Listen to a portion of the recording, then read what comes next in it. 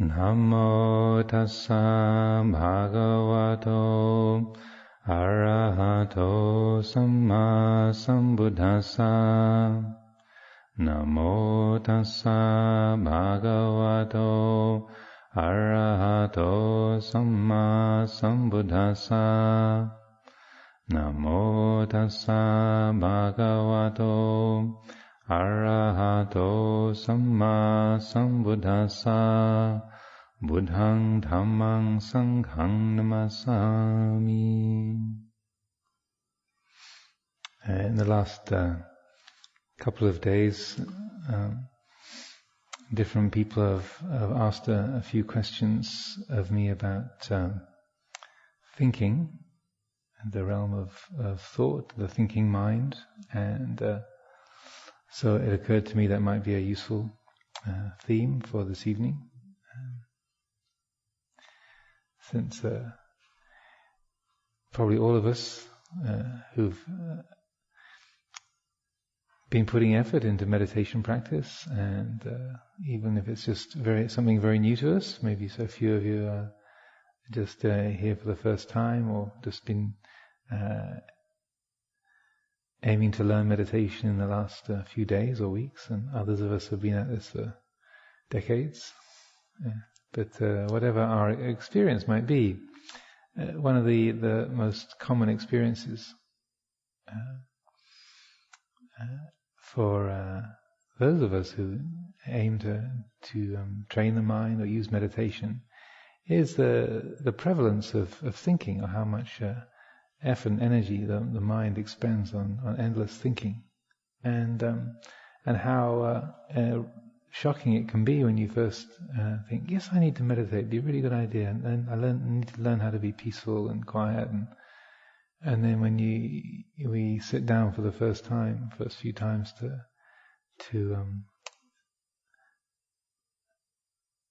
endeavor to train the mind, to focus the mind and to be peaceful, it can be shocking, startling, just how completely out of control the thinking mind is, just like a wild animal romping around, an unbroken horse charging around in a large field, just racing here, there, and everywhere, and vaguely contained within the scope, the field of sort of the body sitting still, and the effort to watch and to be paying attention, but the trains of thought charging here and there, everywhere. Strings of associations and memories, ideas, fantasies,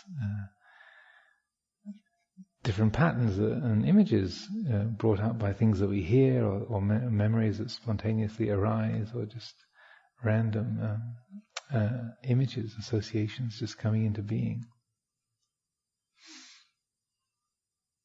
So it can often feel like that the thinking mind is a real problem. It's like a brain disease, and that certainly I had that experience early on, just thinking, if only I could just get it to shut up, if only it would just go quiet just for a little bit, then I'd be so happy. Just for a few minutes, just be quiet.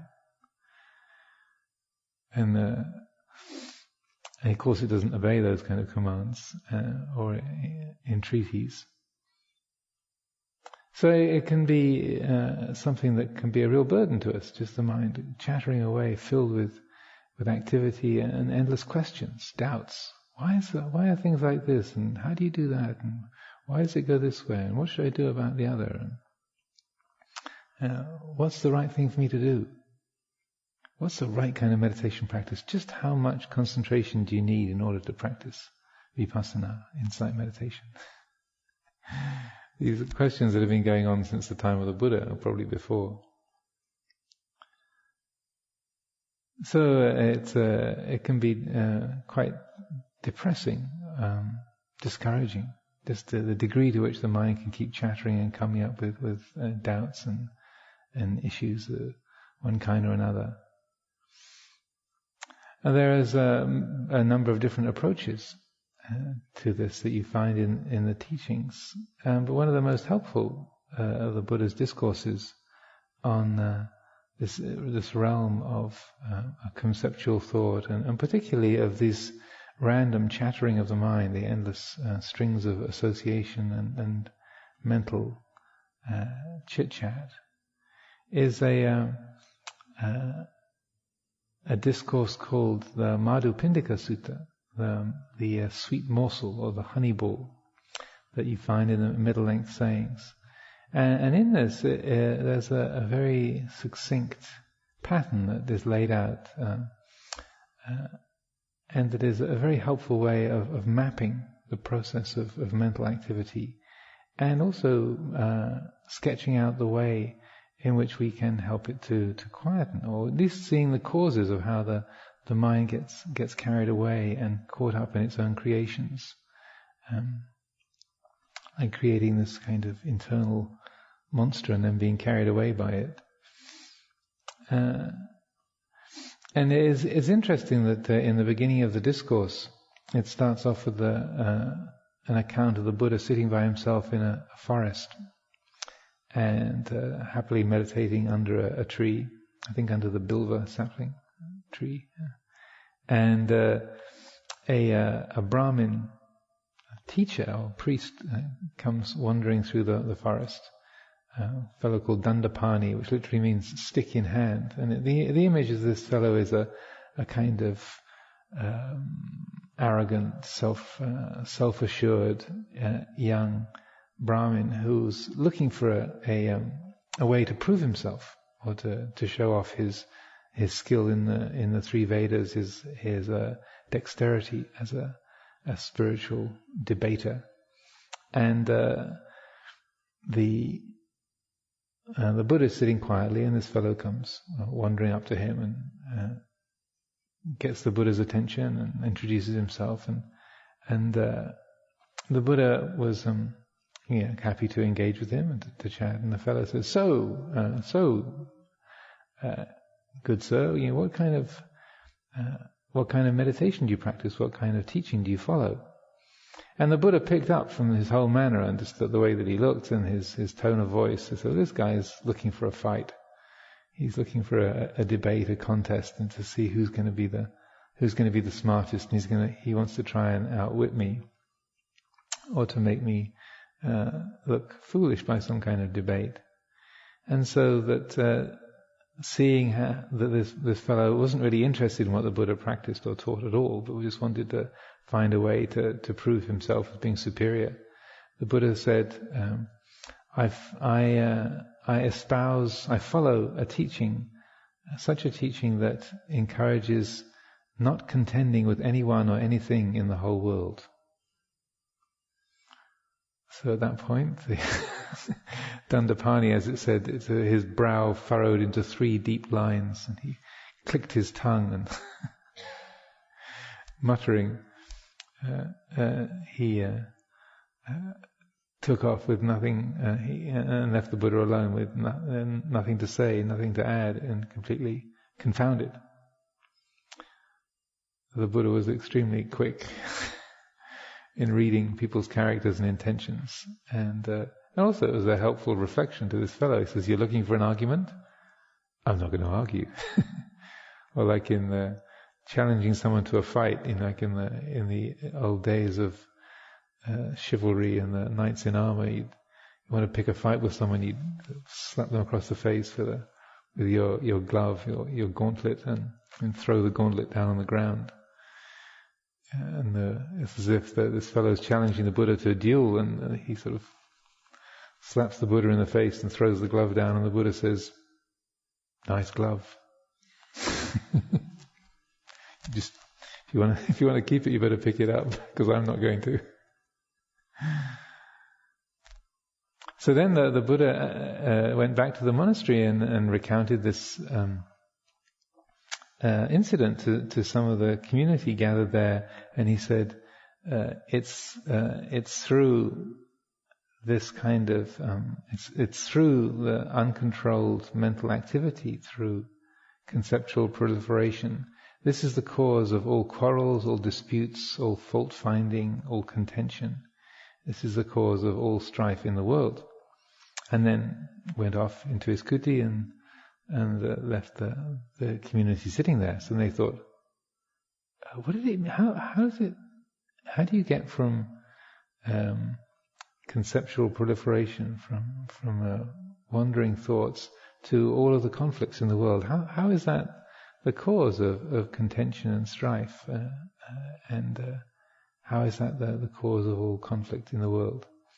And so then they went and sought out the Venerable Mahakachana, and Kachana was the one who had the title of being the one who was most skilled at expounding in detail statements that the Buddha had made in brief. So when the Buddha would make a little cryptic statement or some kind of utterance like that, then Mahakachana was the one that people went to and said, what did he mean by that? And so they go and seek out the Venerable Mahakachana, who's also an Arahant as well, which is handy, as well as being a very good expounder.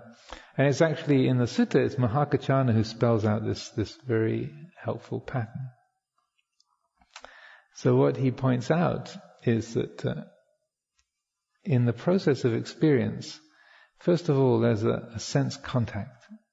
So there's seeing, hearing, smelling, tasting, touching, or a mental contact. There's a thought arises, or there's a memory, or an emotion, a movement of the imagination. There's a contact, phassa. And then that contact gives rise immediately to a feeling, along with that contact of seeing or hearing, smelling, tasting, touching, a thought. Then there's a feeling, a pleasant feeling, a neutral feeling, or a painful feeling. There's like either a feeling of being drawn towards or a feeling of pulling away. And with that contact and that feeling, then the mind initially categorizes that experience. What's called sanya is brought in. Sanya in Pali is related to the English word sign, and it means to designate. It's related to the same thing. It's defining the experience. So sanya is the basic recognition of something that's seen. It's a sound. It's the in a way the pattern recognizing quality of the mind. It's that which discerns a particular pattern or form. And it's there even before conceptual thought. There's sanya, there's a perceiving, the perceptual process, the process of orientation and understanding. It begins with this basic pattern recognition, the factor of the mind, sanya. So recognizing that along with being pleasant, it's a sound, it's a pleasant sound, or it's a beautiful sight, or it's an ugly taste, it's a painful memory, or an attractive sound, whatever it might be. And then closely following after sanya, after that naming process, there is vitakka, and vitakka means conceptual thought. So along with that initial discerning or pattern recognition, then the thinking mind comes in and says, that's a beautiful red color, or I hate green, or it says that was a beautiful phrase, or that's my favorite flavor, or I can't stand seaweed, or whatever it might be. So the vitakka is like an initial, employment of conceptual thought. It's the bringing in of language. So sanya, in a way, operates before language. Vitakka is then where the language and concept wades into the picture, and we start to form an impression or opinion in the realm of thinking. So then once there's a thought of, that's familiar, or I like that, or I dislike that, or that's beautiful, that's ugly, then that conceptual thought is picked up and then starts to have cause like a chain of reactions, a chain of associations, that particular impression of, that's a beautiful red, or I don't really like green. Then this leads to what's called papancha, or conceptual proliferation. This is Buddhist jargon that you tend to get used a lot around meditation circles, but it's a really important, helpful concept to have to hand, because papancha is like that proliferating tendency of thought. It's the way that one, it's like a fire catching a field of dry grass, or spreading through a forest of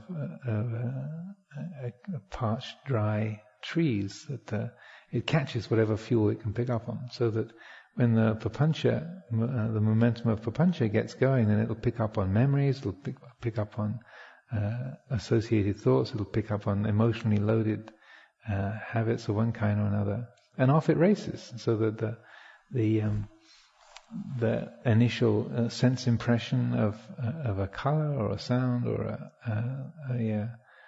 a thought, then it triggers this naming process, and then off it goes. And so then just the sight of somebody's jacket, or the sound of a particular bird, and then off it goes. Oh, I remember those pigeons that used to be there in my grandmother's garden, and those were really great days. But Uncle Harry, he was a real pain in the neck, and when he treated the family so badly, and then when I get to see him next time, I'm going to tell him this. But whenever you try and corner him and nail him down, and then he always wriggles out of it, and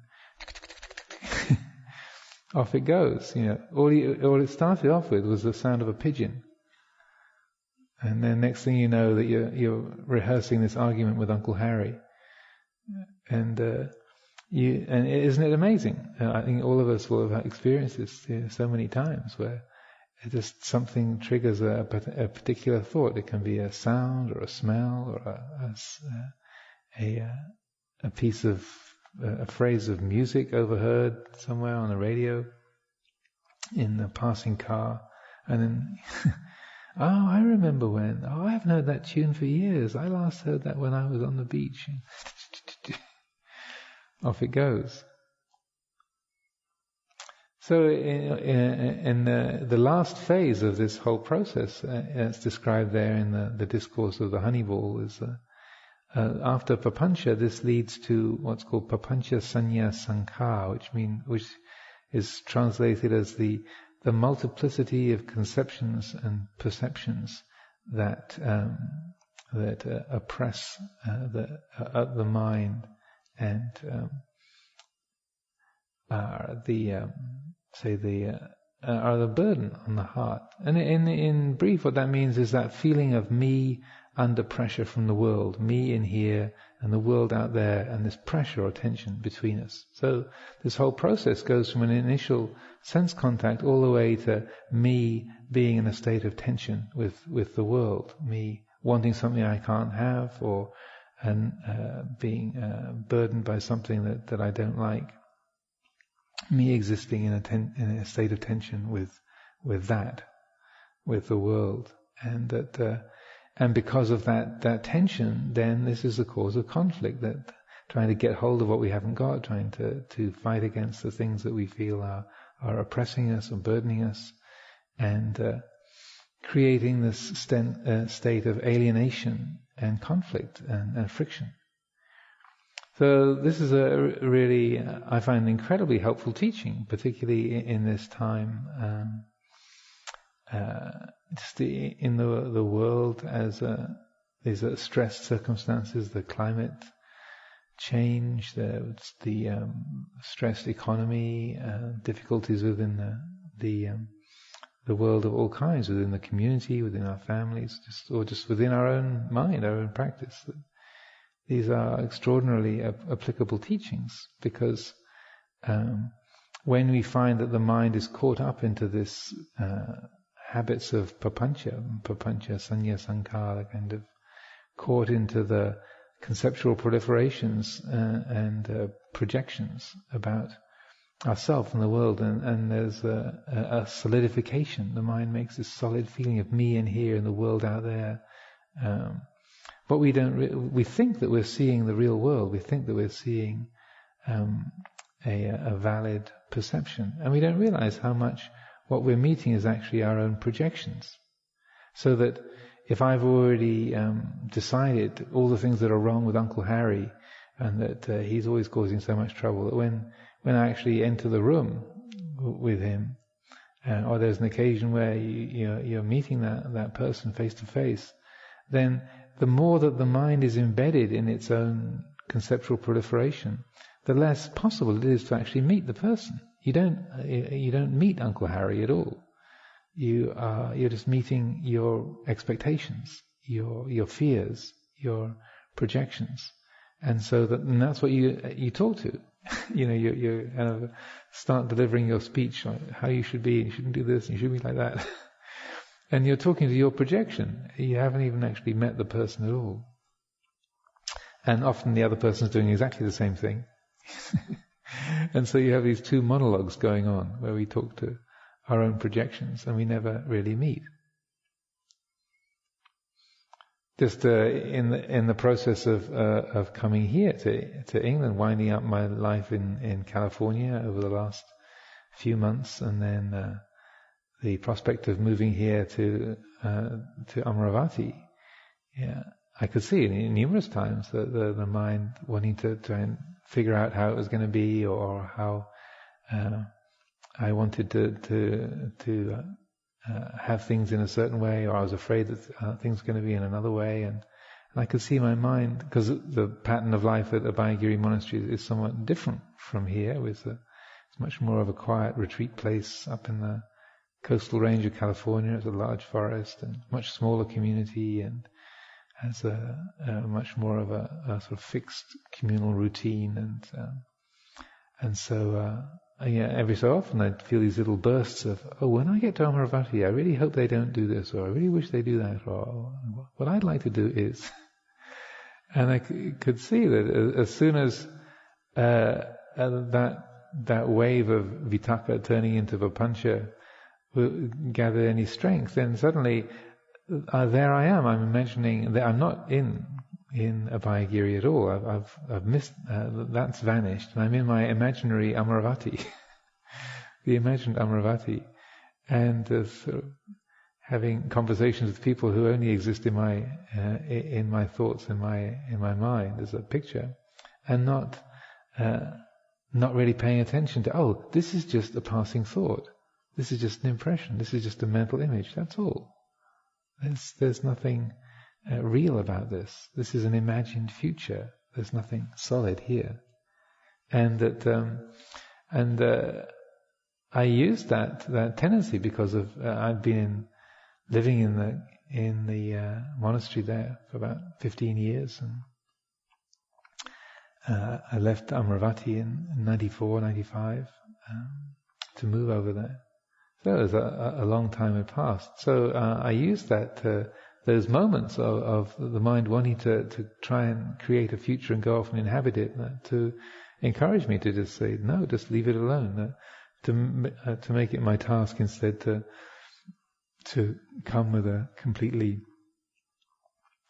empty agenda, to come with no plan, no agenda, and no fixed idea about what I want to do here, or what I don't want to do here, or how I want things to be, how I don't want things to be. And that I could see that that was a big favour to myself, not carting around a whole catalogue of projections and expectations.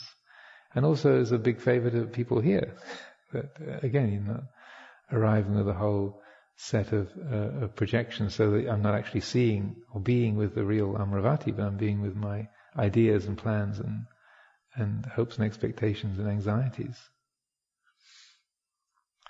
So there's a way then with the meditation when we find ourselves caught up in some kind of fantasy world. So you've heard a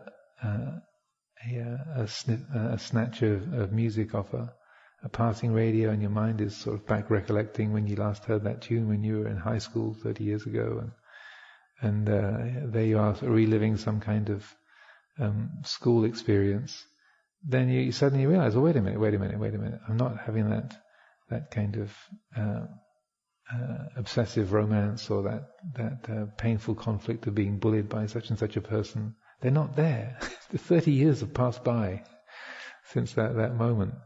And so what we can do is to say, well, here at this moment is this feeling of inhabiting this memory of being at school and some kind of romance or some kind of conflict or some sort of memory of a particular teacher or friend. And then to trace it back, say, well, how did I get to that memory of the school? And I think, oh, okay, it was that song that in that year everyone was playing that over and over again. That was the song that everyone was listening to that summer, that perfect day. That everyone was playing that summer. So then that reminded me, and so then it was hearing it in that car. So there I was walking down the pavement, and a car went by, and there was just a few seconds of that song. So all it was ear contact. There was sound. And then there was the naming, oh look, it's Lou Reed. Perfect day. I remember. And then there was that I remember thought. And then there was the recollection of that summer of 1970, whatever it was. And then the associations, and oh yeah, there you are back in the schoolroom, in the class with this friend or that friend. And, that's how I got there. So when you are caught, obviously it doesn't just work with old tunes, but every time that we find that the mind is caught up in those trains of papancha and caught up in that sense of nostalgia for the past, or fear about the future, or opinionating about someone that you live with, just to recognize, oh, wait a minute. Here we're off in this imaginary world. Now, how did we get here? And you can follow it back. Through the chains of thought, through your memory of the succession of different ideas and mental images, and then what you find is that the more that you follow it back to its source, then the more peaceful and the less alienated you feel. That the process of separation into subject and object, me and the world, that progresses and solidifies, it reifies the further you get down the papancha track, and the more you follow it back. And what one Korean teacher, whose name I can't remember, uses the phrase tracing back the radiance, which is like using the brightness of the mind. You're tracing that sort of in the track of the emergence of that energy. You're following where that energy had emerged back to its source. And that when you follow it right back, and there's just the recognition, oh, it was just a sound, it was just a smell, it was just a taste, that's all. And in that recognition of that simplicity, that innocence, it's just there's no sense of self and other, of subject and object even. It's just, oh, it's contact, that's all. Sense contact, very simple, very easy, and also the sense of conflict or tension is absent. So this is a very helpful kind of method that I like to use myself and encourage, because it takes very little to trigger the habits of association, mental and conceptual proliferation. It takes a little bit of an effort to reschool ourselves, but when we do that, we find that it's so many times the numbers of things that we can be caught up in, a lot of anxiety about tasks that we're supposed to be carrying out, responsibilities that we have, judgments about other people, loves and hates, and frictions within ourselves and between ourselves and others. So many times, rather than just trying to think our way to a solution of what should I do, how can I solve this, or how can I get what I want, or how can I get away from this thing that's so burdensome. If we just take a look and say, well, how did this friction happen? Where did this conflict come from? Where did this longing or this fear, this irritation, this obsession, where did it come from? And then to take the trouble to train the mind to develop that tracing back, the capacity to trace back the energy, the radiance of it, to come back. And then when we get back to the recognition of the original source, just to let it really be known, to let the heart really taste simplicity and purity of that. Oh, it's just a taste. It's just a color. It's just a sound. That's all.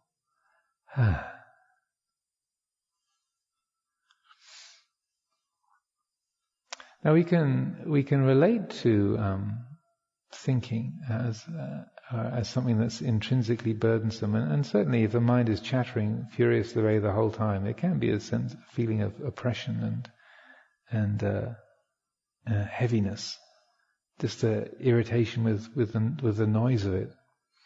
But it doesn't have to be that way, and oftentimes the thought is oppressive simply because we feel that we're supposed to believe everything that our thoughts say, that if we're thinking it must be significant, it must be true. This is patently absurd. If we think about it, just because to bear that in mind, to have that concept, to be ready to handle thought in that way, just by simply framing it with the idea, just because I think it doesn't mean it's true. Because if you notice that you might think something this week, and then a month ago you thought something different, and a year ago you thought something else. So if it's true now, how can it be? How can what you thought a month ago be true, or a year ago? Yeah. And so to encourage a sense of skepticism or caution with relationship to our own thoughts. And one of the ways that I like to encourage to relate to the thinking mind, because oftentimes we feel that thought is in a bit of a different category to sight or sound or smell or taste. But as you notice that you can be seeing a visual field of objects like this temple, the pillars and the ceiling and the floor and the people, the shrine, and you can be completely at peace with what's seen, even though it might be quite a complex set of images, with different patterns and colours and forms and shapes, textures, the perspective. But yet, even though it's a complex picture of an array of colours and forms, yet we can be at peace with it. Similarly with sound, we can hear the sound of a voice, or the sound of a bird, the sound of chanting, the sound of traffic, even, and be quite at peace with it. Again, it can be quite complex sounds, but the heart can be at peace with it. And with any other kind of sense object. But it's exactly the same with thought. But we tend to put thought into a different category, and we get so drawn into its contents, its stories, that we forget that thought, in terms of Buddhist psychology anyway, is just another sense object. It's just another perception. It's not anything special. And so if we take the principle that just because we think it doesn't mean it's true, or doesn't mean it's significant, we can relate to our own thoughts, just like we can the shape of these pillars, or the texture of the stone tiles, or the temperature of the room, or the feeling of gravity pulling the body to the earth. That these it's no more special or significant than that. And so I often like to encourage people to relate to our own thinking, just as if it was the neighbour's radio. You know, that when the neighbour's got the radio playing, you didn't even choose the station. You're not interested in the program that they're listening to, or the adverts for the local car showroom, or the offers from Barclays Bank. You have no real interest in it whatsoever. But it's there. It's a sound, and it's going on. And just as you can hear the neighbour's radio going in the background, and you can make a problem out of it if you want to, but you realise you don't have to. It's just sound. It's no big thing. Similarly, we can relate to our own thinking, but that's an equal kind of dispassion. It's not you're not starting a fight against it. You're not getting drawn into it. You're not particularly interested. And so we can develop an easeful, relaxed attitude towards the thinking realm. And oftentimes it's the very effort to try and get the thinking mind to shut up and go away, and to not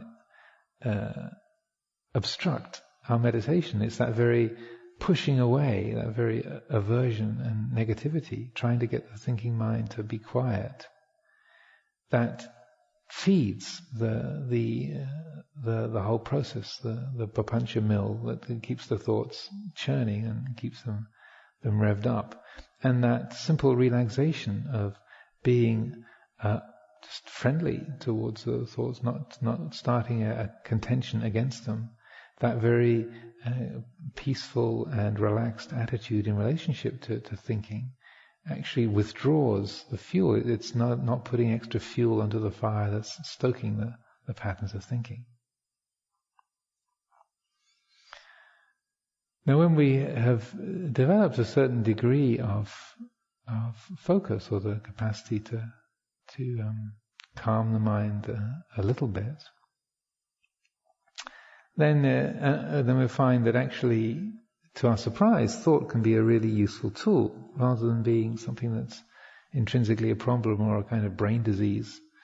That thought can be tremendously useful to us. And if you look at the Buddha's teachings in many of the suttas, also particularly Ajahn Chah's teachings, over and over again you can see how there's a very direct encouragement to use reflective thought to support the whole process of understanding and of developing concentration and developing insight. Reflective thought is a skillful means that's woven into countless numbers of the Buddha's teachings, and so that what we're doing with reflective thought, or in Pali is called yoniso manasikara, or investigation, Dhamma vichaya, the investigation of reality. These are the deliberate use of conceptual thought to clarify what's being experienced, to define this is what's going on. And so rather than thinking that, or believing that, I'm practicing meditation, I shouldn't be thinking at all thought is an intrusion, all thought is a problem, it shouldn't be here, and the less thought that there is, then the happier we are, the more enlightened we are. We're missing the opportunity to use a very, very helpful tool. And also, just because the mind is free of thinking doesn't mean to say it's liberated. As Ajahn Chah used to say, would say sometimes that when a chicken is sitting on its nest, it's not doing a lot of thinking, and it can sit there for days. It's not in a particularly liberated state. He'd say, this rock, this is not doing a lot of thinking. But this rock is not enlightened. It's not a liberated being. So just freedom from thought, it means the mind is quiet, but the mind can be quiet, it can be free of thought without it being a liberated state at all. So it's important not to equate just an absence of thinking with a state of liberation. The absence of thought can be a support, and that quietness can be very, very helpful. But it's not the defining characteristic. And when we use yoniso manasikara, reflective thought, what we're doing is we're applying a tool of a conceptual thought to, in a way, frame the situation that we're experiencing, what's going on. And through that framing, through that examining of what's going on, what's being experienced, then that supports a letting go or a disentanglement. I was reminded when I went off yesterday with Lumpur to visit the Buddha Padipa temple in Wimbledon to pay our respects to the abbot there as a sort of traditional way of going to greet the local elders and to visit at the beginning of the rains retreat. And when we were talking in the car on the way, I was remembering a particular time when I lived here back in the 80s and early 90s, and I used to do a lot of the monastery administration. So I was the monastery secretary for quite a few years, and I used to share the office with another monk, and a very dynamic monk called Ajahn Atapemo. And so the two of us shared, and he was more looking after being the sort of the representative for the English Sangha Trust. So the two of us shared the office together, and it was an interesting mixture of personalities and styles. And at a certain time, I was getting, really stressed by sharing this space with Ajahn Pema and finding fault with his particular way of doing things and the way he operated. And I didn't realize the extent to which my mind was churning over this and just going through this list of all the things that are wrong with Ajahn Pema. And he shouldn't be like this, and he shouldn't be like that, and how many times have I told him? And he never listens, and so on and so forth. And you know how it is when your mind is complaining or judging or criticizing, you develop a list of evidence to back up all of your complaints and grumbles, and you can gather this whole catalogue of events and instances where you've been upset, or that a certain person's acted in an unhelpful way, and then the more that you can actually quote sort of names and dates and places and incidents, and you can quote what was said, and then it backs up this feeling of righteous indignation, and you can get really lost in your own rightness. And so what happened was that my mind was getting caught up in this. I think it was a month or about 6 weeks or so. I was getting onto this whole internal diatribe about all the things that were wrong with Ajahn Pema. And then suddenly, it was one day, I think it was after the mealtime, and I was just helping tidy up, and it was one of those. It was apropos, nothing whatsoever. It was a completely unguarded moment. And I was rolling up some mats after the mealtime. This is when we all used to have the meal. The nuns and monks all used to have a meal together in the sala. And so tidying up, putting things away, and then suddenly this phrase arose in my mind. There was some kind of grumble about what was today's wrongness with Ajahn Pema. And then the phrase came through my mind: association with the disliked is dukkha. Like we recite every morning. That's all it is. This is a feeling of dislike, of association with something that's unpleasant. I don't like things to be this way, therefore there's dukkha. Oh, that's all. And then just picking up that phrase and looking at it, that's what's happening. It's association with the disliked, therefore dukkha. Oh.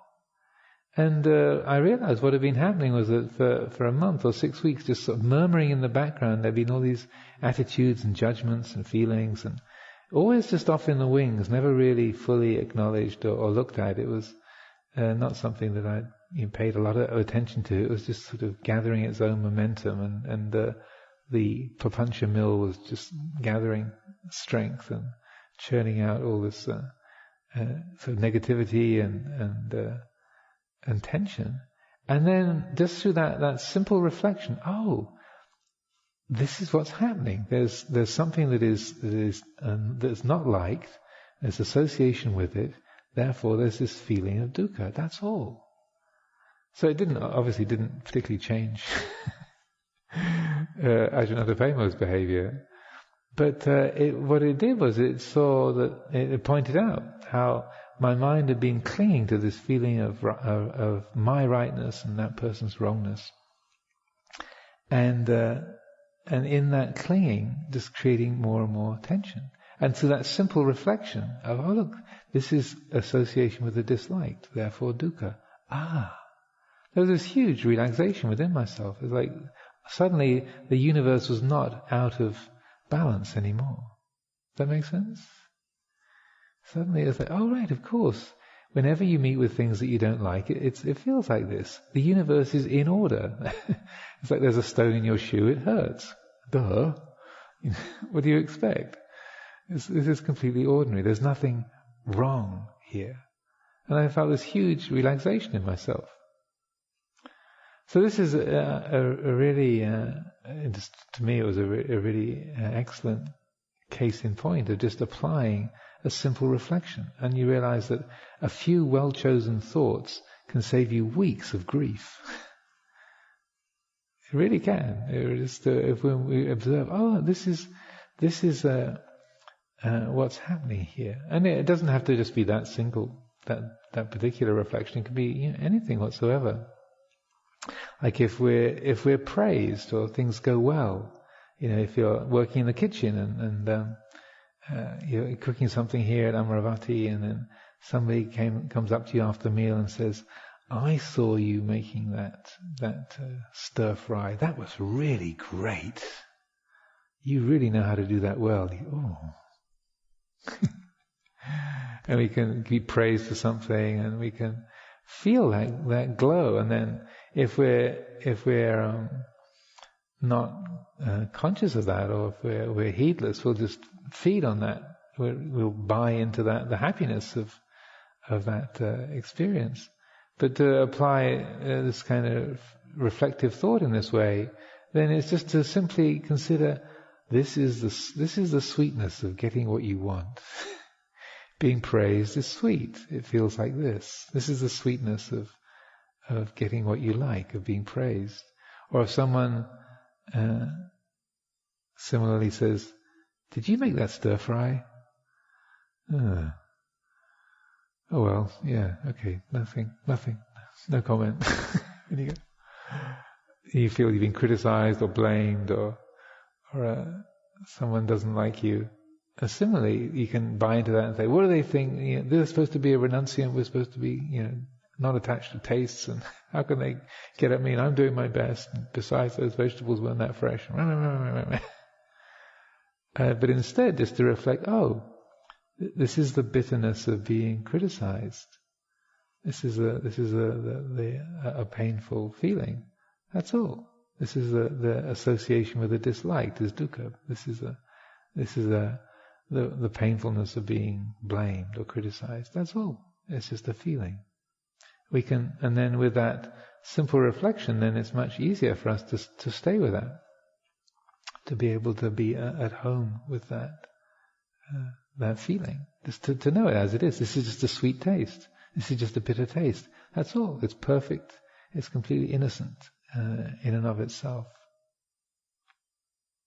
Another aspect of thinking, then, we can relate to the mind being taken up with doubts as being a big problem. Also there in the list of hindrances, the hindrances to concentration, to samadhi. You have doubt, vicikicca is right there. It's one of the 5 hindrances. You have sense desire, aversion, dullness, restlessness, and doubt. Vicikicca is one that's categorized there. It's a hindrance. So when the mind is caught into endless questioning, like, what should I do? Is this the right thing? Should I be here? Should I go somewhere else? How much should I eat?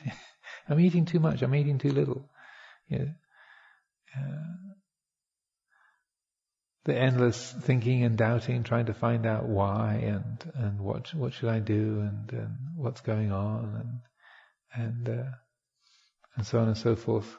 It's true, certainly the mind caught up in doubt is an anguished, can be an anguished and painful state, also incredibly busy, particularly if we're trying to think our way to the end of a doubt.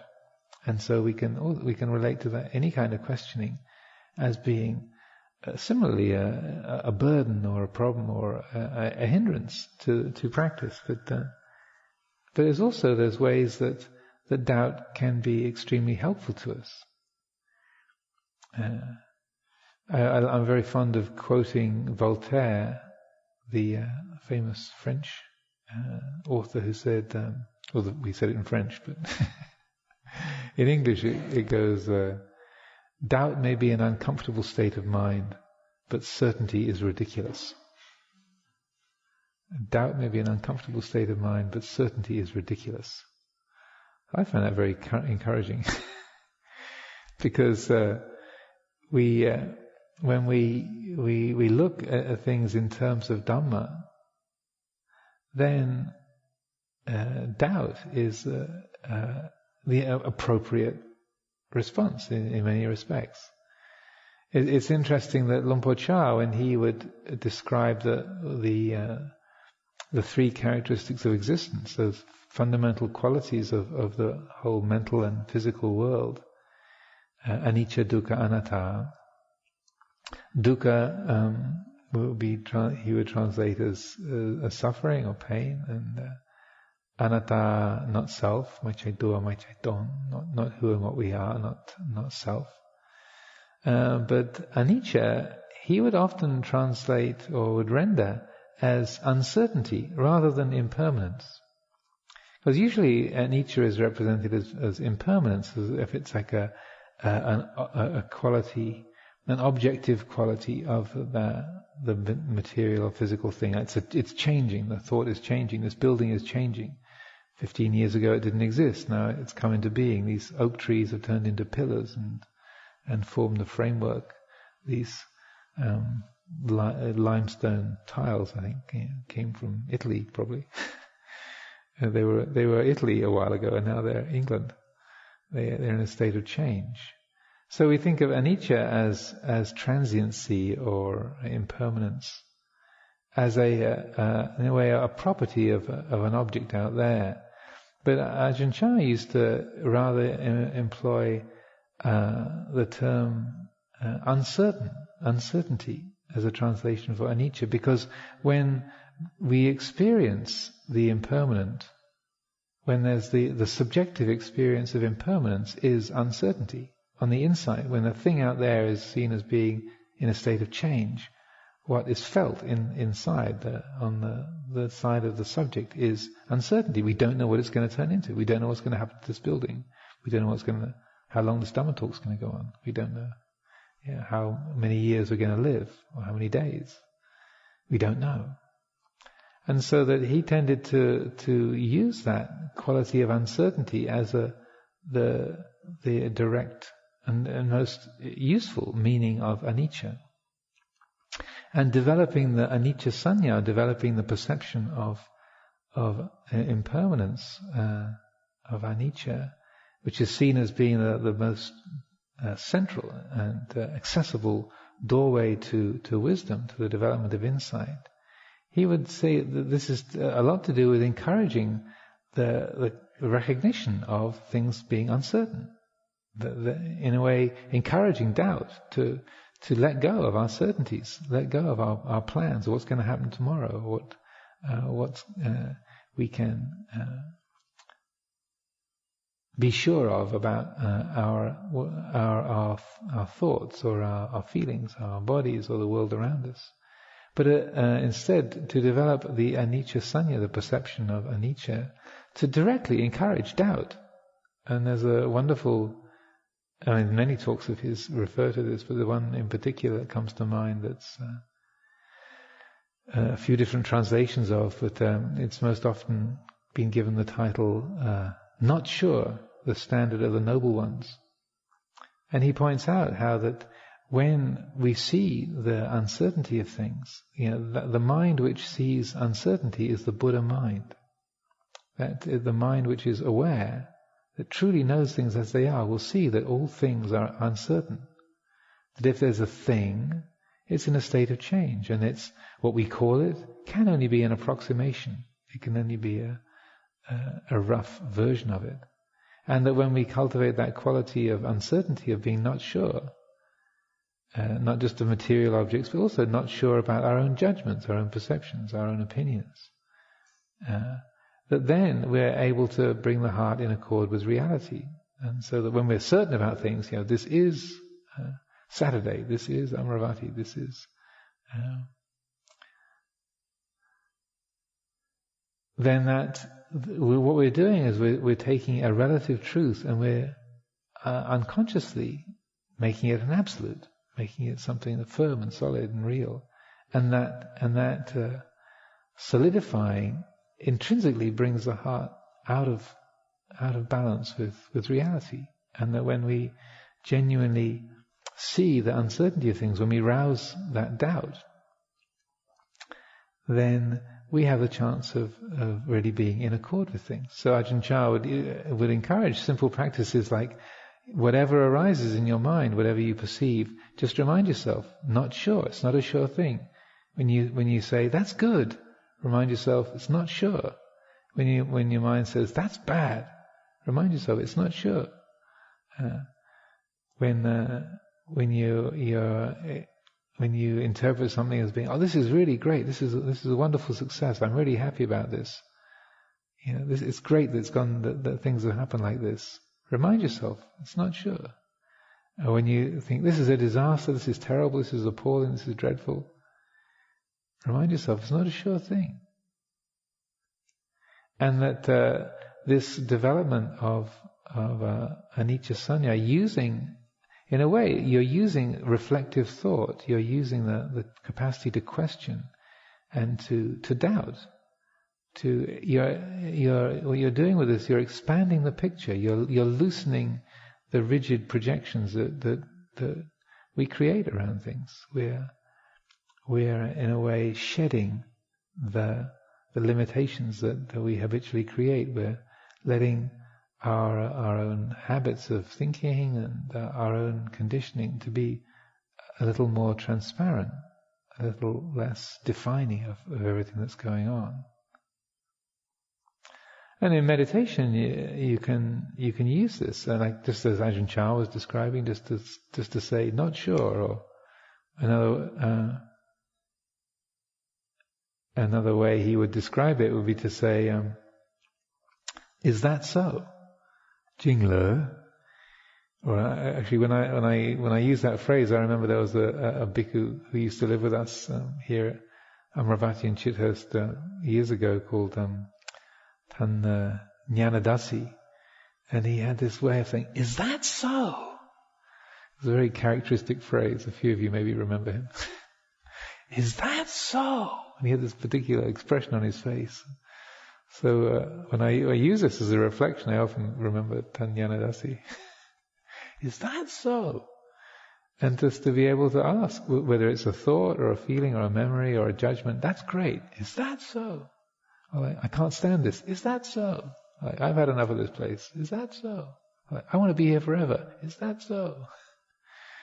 So that you're continually allowing the context of our thoughts and judgments, our fears, our desires, our hopes, our opinions.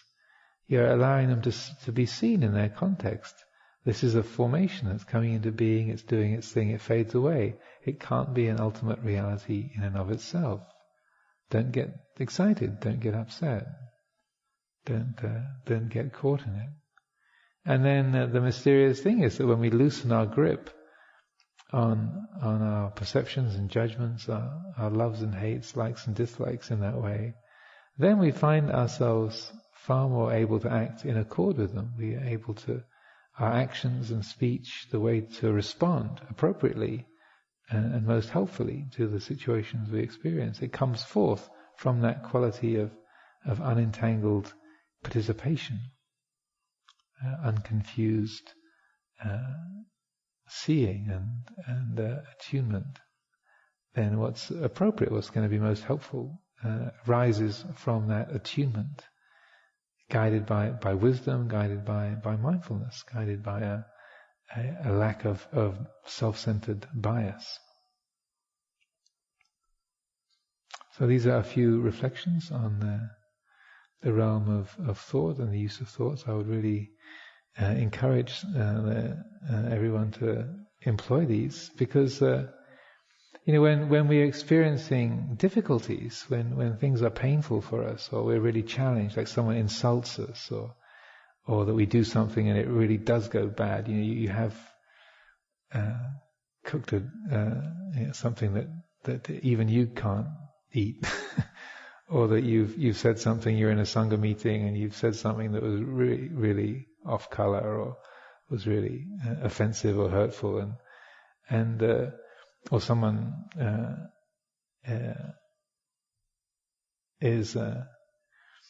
someone close to you is experiencing a great deal of pain, and you feel like you want to do something but you don't know what to do. You can't help.